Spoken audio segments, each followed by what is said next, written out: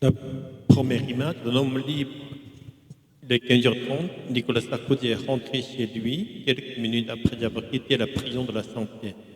C'est par écrit sur ses réseaux sociaux qu'il remercie ses soutiens et rappelle qu'il n'a qu'un seul objectif.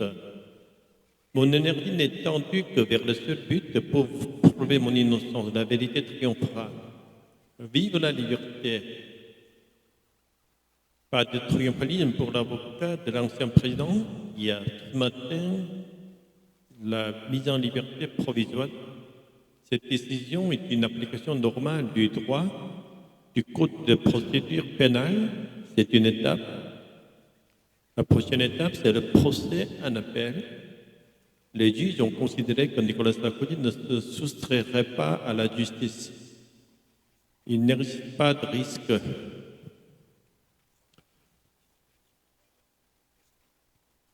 À l'audience, l'ancien chef de l'État s'est exprimé depuis la prison de la Santé en visioconférence. À l'image, il est apparu amaigri. Il a évoqué ses 21 jours passés derrière les barreaux. Je n'avais pas imaginé attendre 70 ans pour découvrir la prison. Cette épreuve m'a été imposée. C'est dire, ce soir, l'ancien président ne dormira pas en prison, mais il est désormais soumis à un contrôle judiciaire très strict. Interdiction de quitter le territoire, de contacter les personnes citées dans le dossier Kadhafi, et interdiction de rencontrer Gérald Darmanin, l'actuel garde des Sceaux. Une décision de justice a été moyennement appréciée par ceux qui avaient demandé sa condamnation dans l'affaire du financement libyen pour laquelle il a été condamné le 21 octobre dernier. C'est une incarcération qui donne le sentiment d'avoir été expresse. Pour la partie civile que je représente, ce n'est ni une victoire ni une défaite parce que ça ne dit absolument rien du fond de ce dossier qui appartient désormais à la Cour d'appel. Dans cette affaire du financement libyen de la campagne, Nicolas Sarkozy a été condamné à 50 ans de prison pour association de malfaiteurs. Son procès en appel est prévu en mars 2026. L'ex-compagne de Salah Abdeslam préparait-elle un attentat? C'est ce que pensent les enquêteurs qui l'ont entendu pendant une garde à vue longue de 6 jours. Maëva B, 27 ans, est décrite comme fascinée par les IA, un profil qui inquiète les services de renseignement. Elle fait l'objet d'investigations. Ce type de profil fait évidemment partie des gens qui doivent être nos cibles. Maëva B et Salah Abdeslam entretenaient depuis 8 ans une relation épistolaire puis amoureuse. Selon l'avocat du détenu, cette histoire est terminée. Salah Abdeslam ignorait tout de ce projet terroriste. Depuis avril 2025, la relation est terminée, ils ne se voient plus, ils ne se contactent plus, ils n'ont plus de rien. Et d'ailleurs, le parquet national antiterroriste dit explicitement dans son communiqué que Salah Abdeslam n'est absolument lié de près ou de loin d'un projet d'action contre les personnes. C'est suite à une rencontre de couple en décembre dernier au Parloir où il est incarcéré que le projet d'action violente est découvert dans l'ordinateur, sans accès à Internet utilisé par le détenu. Pour suivre des cours, les agents pénitentiaires découvrent des vidéos de l'État islamique. Les fichiers téléchargés grâce à 4 clés USB transmises lors d'un parloir par Maëva B. Devant les enquêteurs, la suspecte a Maëva B reconnaissait avoir acquis une clé USB, l'avoir chargée de propagande djihadiste et l'avoir remise à Salah Abdeslam au cours d'un parloir. Suite à cette affaire, des investigations sont menées chez Maëva B. C'est alors que le projet terroriste est décelé et deux complices présumés identifiés. Un homme de 20 ans, doublé pour les yeux de Maëva B, domicilié à Isère, et une mineure de 17 ans, domiciliée dans l'Hérault. Ce soir, le parquet antiterroriste demande leur mise en examen et leur remplacement en détention provisoire. L'avocat de Maëva n'a pas souhaité s'exprimer. Une petite d'assurance est toujours bouclée par les policiers. Lundi 10 novembre dans la soirée, derrière une fenêtre se déroule le lent travail des démineurs après une mystérieuse explosion en début d'après-midi. Les 14h15, dans le centre-ville de Montluçon, dans l'Allier, quand le fils du propriétaire de l'agence Alliance relève le courrier, il est blessé dans l'explosion. Les saisis ont été collés dans la boîte aux lettres et en l'ouvrant, le collier a explosé. Il a été blessé gravement aux mains. À un moment donné, on m'a parlé d'un obus parce que ce serait un objet métallique à l'intérieur. Tous les objets métalliques ne sont pas des obus.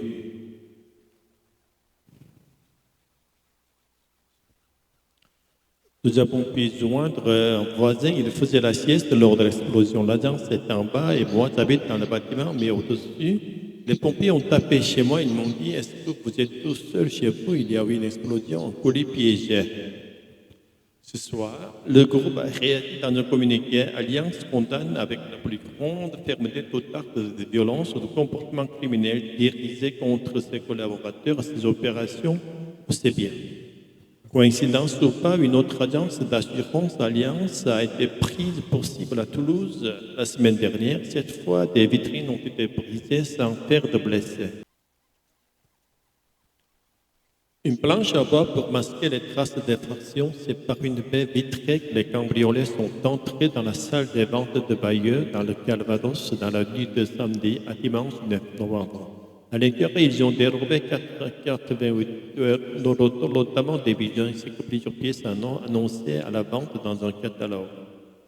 Le butin, toujours en cours d'évaluation, est estimé à au moins 100 000 euros. Devant la salle, cet après-midi, les clients potentiels montrent un certain étonnement.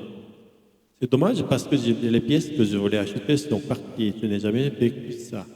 Ça fait 40 ans que je fais la salle des ventes. C'est la première fois que j'entends parler d'embauche. Aucun commentaire à l'ouverture des enchères, si ce n'est une brève déclaration du commissaire prise. Nous sommes heureux de vous informer que l'hôtel des ventes a été victime d'un cambriolage. Dans la salle, plusieurs acquéreurs découvrent avec surprise ce cambriolage. J'étais venu plutôt pour l'or et les bijoux. C'est dommage pour l'étude et pour les clients potentiels.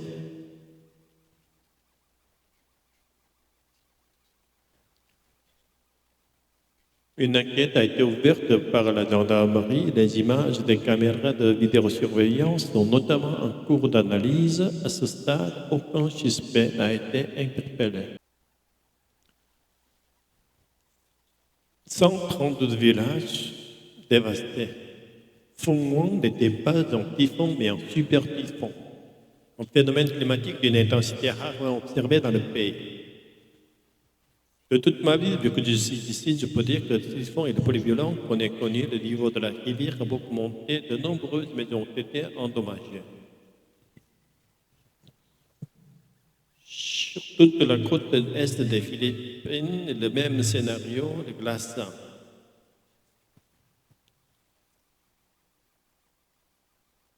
Des vagues déferlées emportent tout sur leur passage.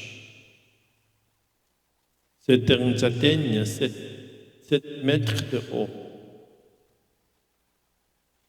Les pluies violentes et les inondations ont fait au moins 5 morts dans le pays. Les rafales jusqu'à 230 km ont contraint près d'1,5 million de personnes à évacuer leur logement. On s'est transformé dans l'océan Pacifique dans une zone où l'eau atteignait 30 degrés sur 50 mètres de profondeur. Cette température très élevée a amplifié le phénomène.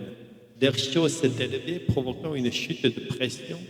Cette colonne d'air instable et chargée de vapeur d'eau a formé des nuages et un typhon ultra puissant qui a traversé l'archipel d'est à ouest. La semaine dernière, un autre super typhon avait balayé les Philippines plus au sud, faisant au moins 224 morts.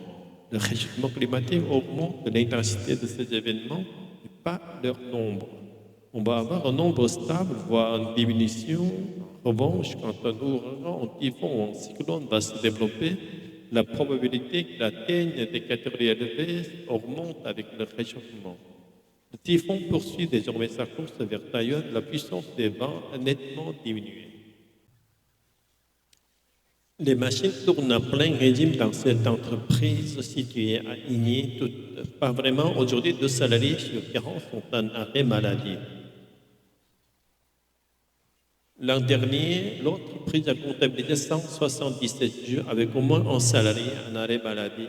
C'est à chaque fois toute une organisation à revoir. C'est compliqué parce qu'on attend un collaborateur le matin pour la production avec tout un planning qui est établi. La personne ne vient pas dans rupture de production. Il faut réussir à trouver quelqu'un d'autre de polyvalent qui serait disponible. Pour réduire les longues périodes d'absence dans les entreprises, les députés ont voté pour la limitation des arrêts maladie. 1 mois maximum pour la première prescription, puis 2 mois en cas de renouvellement. Jusqu'à présent, il n'y avait pas de plafond. limiter la durée des arrêts de travail, divise ses salariés.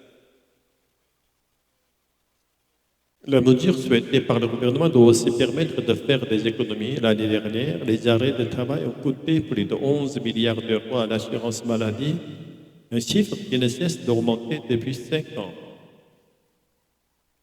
Mais ce médecin parisien n'est pas convaincu de l'efficacité de la mesure.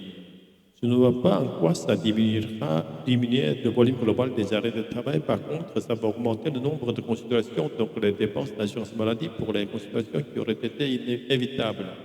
Pour limiter les arrêts abusifs, le gouvernement entend en parallèle durcir les contrôles avec notamment davantage de surveillance des prescriptions des médecins. Pas de donneurs, pas d'accueil sur le perron. L'arrivée du président syrien de transition à la Maison-Blanche n'a été captée que furtivement à travers les grilles.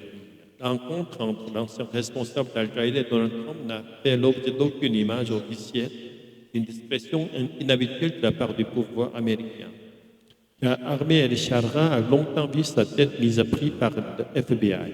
Arrêter ce terroriste, peut-on lire au-dessus de son nom de guerre avec la clé une récompense de 10 millions de dollars. Et désormais, le président américain ne tarit pas d'éloges sur son homologue.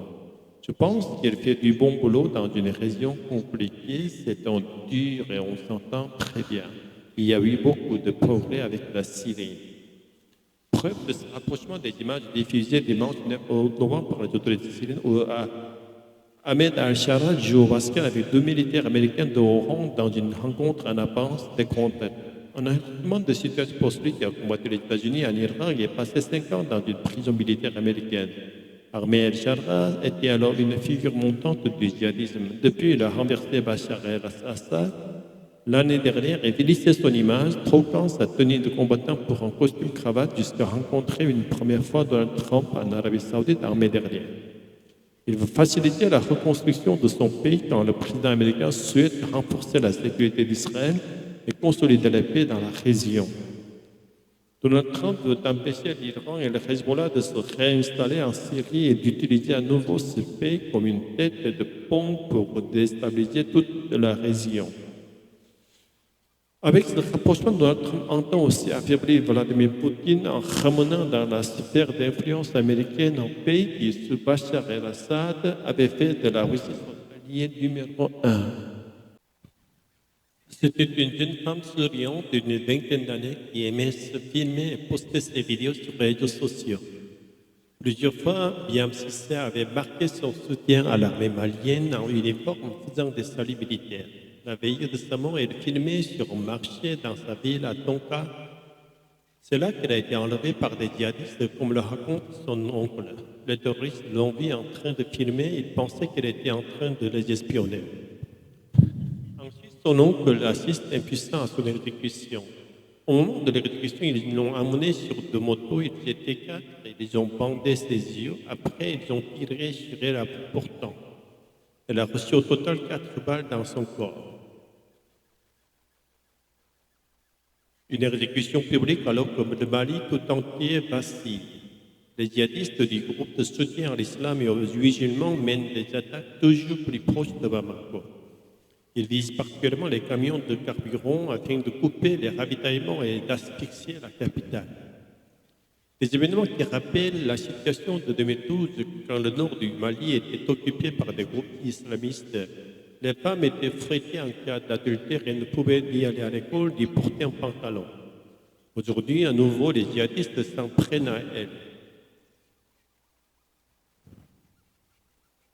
L'exécution publique de Mariam Cissé a plongé le Mali dans l'effroi. Tout le monde, même Bamako, refuse de répondre à nos questions ou d'être filmés. Les djihadistes ont atteint leur objectif, semer la terreur.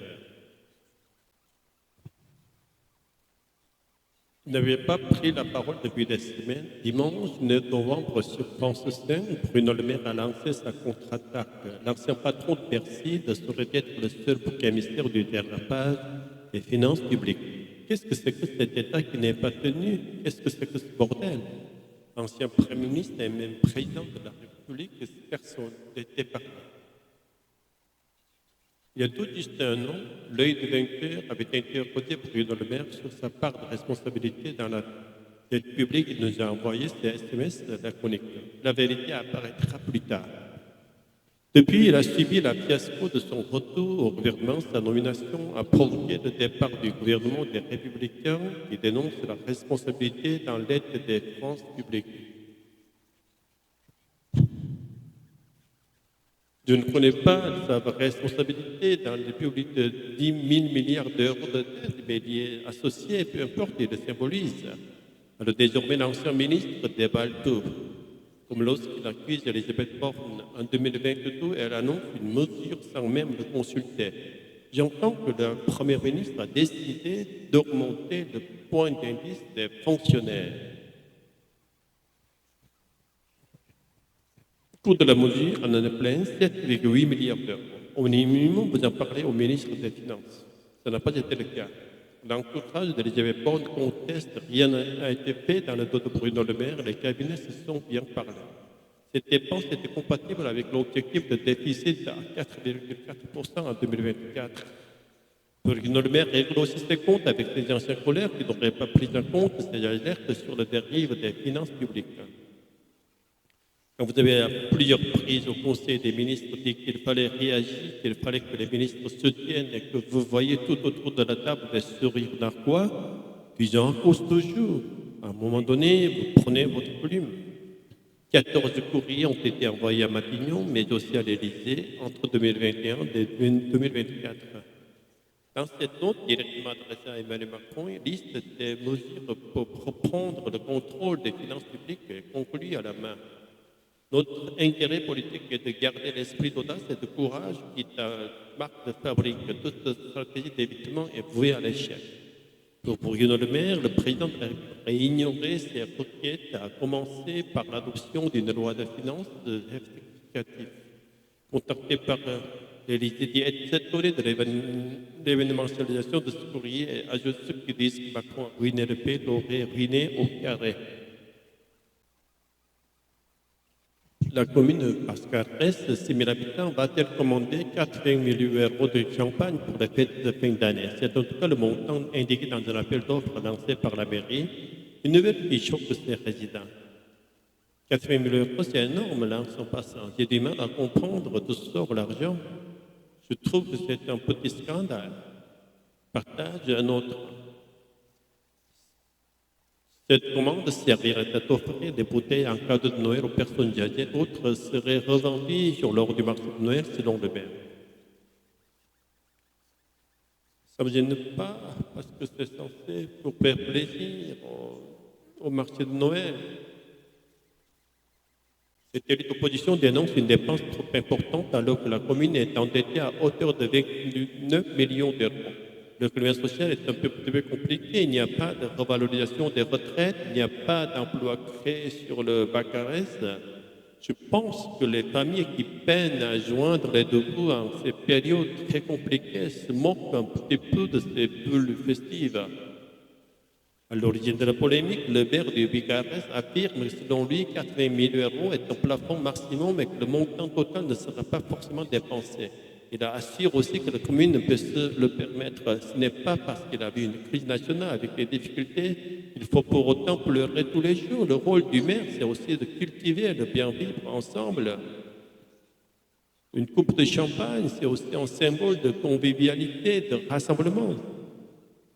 Les a condamnés dans les années 1990, Alain Ferrand est actuellement mis en examen dans une autre affaire pour prise illégale d'intérêt. Il sera jugé l'an prochain. Comme l'impression de toucher un gros oreiller tout moelleux. Cette toile de 106 mètres carrés aurait été tissée par 110 000 araignées, dont certaines espèces qui n'ont jamais cohabité.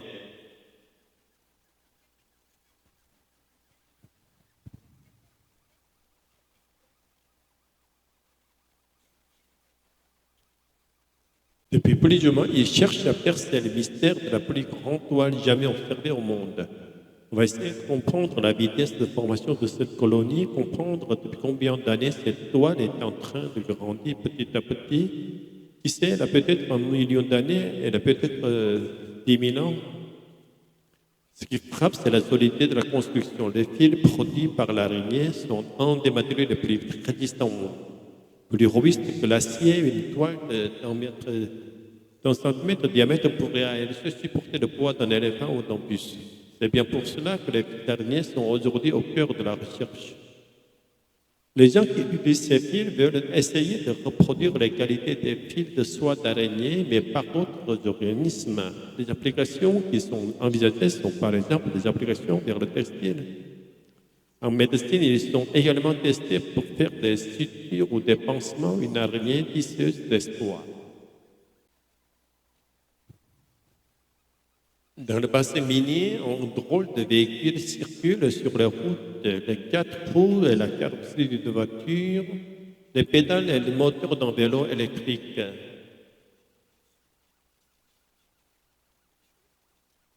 Los Angeles, petite ville championne de la lutte contre les changements climatiques, prête un Indien à quelques habitants depuis un an, moins de déplacements beaucoup moins polluants qu'une voiture thermique. On commence César Lazaro Mendes, ouvrier dans l'industrie chimique. À l'arrière, ses deux enfants, 7 à 10 ans, il teste le véhicule pendant un mois pour aller au travail ou faire ses courses. Ce propriétaire d'une voiture est convaincu. Une expérience qui ne coûte rien à la commune. Elle est entièrement financée par nos publics pour promouvoir ce type de véhicule. Pour développer les énergies propres, Luxembourg est spécialisé dans la chasse aux subventions. Pour l'éclairage public modernisé en 2019, elle a reçu 620 000 euros de l'État et de la Fédération départementale d'énergie. Les panneaux solaires sur les reliques ont été financés à 84% par l'État et l'Union européenne. Ils rapportent aujourd'hui 5 000 euros par an. Le maire l'a constaté, investir pour le climat est bon pour les finances de la ville et celles des habitants. En transition, ce n'est pas juste l'affaire des bobos qui prendraient ce sujet-là, c'est un sujet du quotidien qui peut permettre de travailler aussi sur le pouvoir d'achat, sur l'énergie.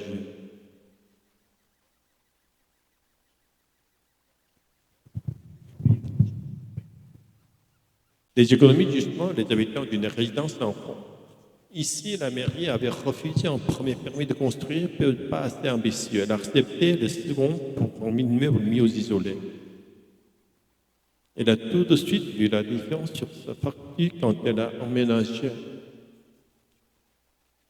J'ai eu 400 euros de moins en consommation d'énergie. C'est important d'avoir quand même une possibilité de pouvoir faire sans se serrer la ceinture.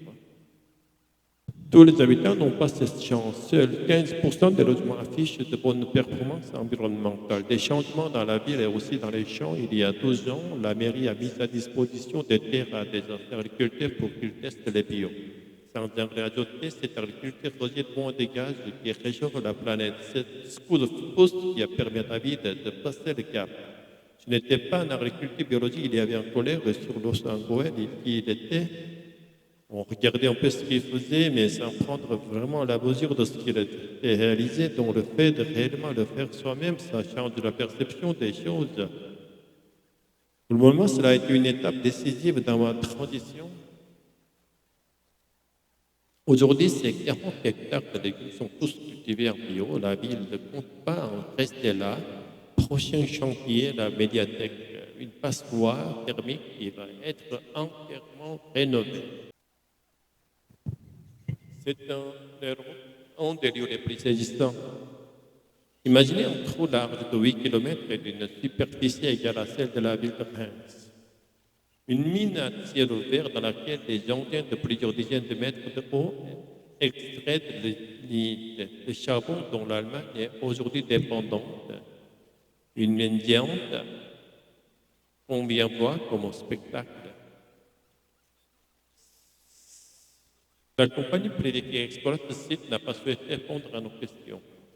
Pas plus qu'elle nous a ouvert la porte de l'immense centrale thermique située à proximité. C'est là que le charbon est transformé en électricité.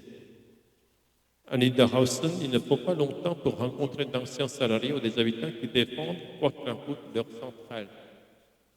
Elle nous a permis de vivre cette centrale dès notre retraite. Moi, je la soutiens. Vous pensez qu'on peut tous être écolos?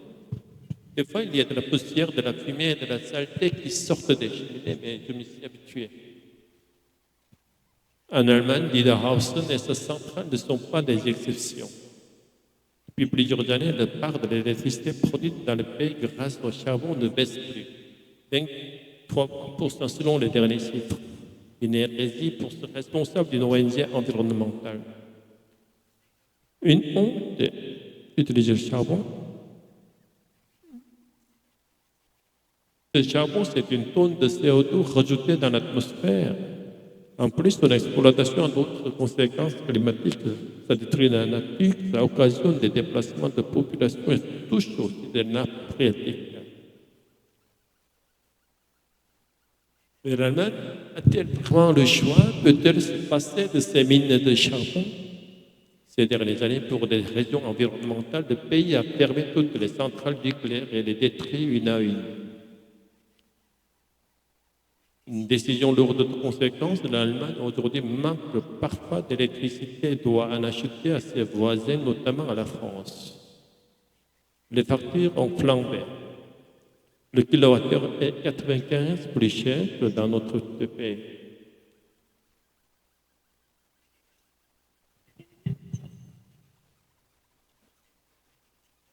Pour sortir de l'impasse et assurer son avenir, l'Allemagne compte sur le renouvelable qui représente déjà plus de la moitié de ses sources d'énergie. Et un peu partout dans le pays, des champs photovoltaïques et surtout des projets éoliens ont contesté. Sur les hauteurs de cette ville de Pologne, privé de centrales nucléaires avec des énergies renouvelables très contestées, l'Allemagne risque de devoir faire encore longtemps avec le charbon. Les autorités ont prévenu, alors qu'elles devraient fermer en 2030 pour des raisons environnementales, les 9 mines du pays pourraient voir leur exploitation prolongée au-delà de cette date. Longtemps, la plage d'Hoi An au Vietnam est l'une des plus belles d'Asie. Rongée par l'érosion et la montée des eaux, elle est aujourd'hui en voie de submersion. À certains endroits, elle a déjà disparu, comme devant l'hôtel Victoria. L'hôtel Victoria a pourtant dépensé des centaines de milliers d'euros pour tenter de sauver sa plage, mais aussi de préserver ses bâtiments à long terme. On a d'abord essayé de mettre au bambou pour protéger les lieux, mais on s'est rendu compte, après un an ou deux, que ça ne fonctionnait pas. Ensuite, on a mis une barrière en bois et ça n'a pas marché non plus. Enfin, on a commencé à mettre des rochers, mais ça ne fonctionne toujours pas. Si certains hôtels de la plage ont les moyens de se protéger comme ils le peuvent, ce n'est pas le cas de particuliers comme Loan Nguyen. La tempête a emporté ma maison. J'attends que le prochain hiver passe pour voir comment les choses évoluent et je vais reconstruire car je suis né ici. Mon grand-père et mon père vivaient ici. Les dizaines de bâtiments ont été submergés en quelques minutes. La disparition de la plage a rendu les tempêtes infiniment plus destructrices. Comme en 2022, ma famille avait des bungalows pour une dizaine de touristes, un restaurant, un petit magasin, un bar, un spa. Et tout est parti sous l'eau en 2022. Alors, pour sauver la plage et toute l'économie locale qui en dépend, les autorités se sont lancées il y a quelques mois dans des travaux pharaoniques. 4,5 km de digues sous-marines vont être construites.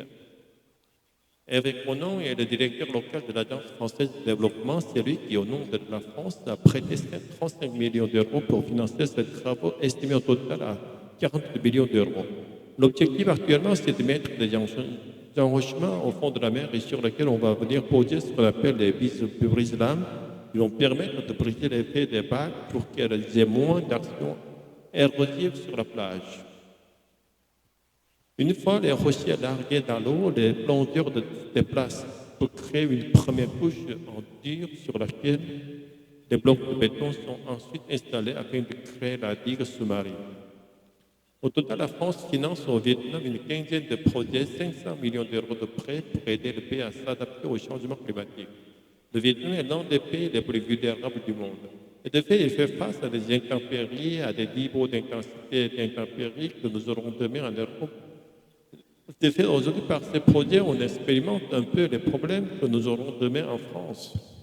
Au-delà de ces causes, le Vietnam cherche aussi à protéger à long terme un autre de ses biens très précieux situés juste derrière, ses rizières. Avec la montée du niveau des mers, ce sont 30 à 50% des rizières du pays qui, ces prochaines décennies, pourraient être affectées par l'intrusion d'eau salée avec comme effet immédiat effondrement de la production pour ce pays qui est aujourd'hui le troisième exportateur de riz dans le monde.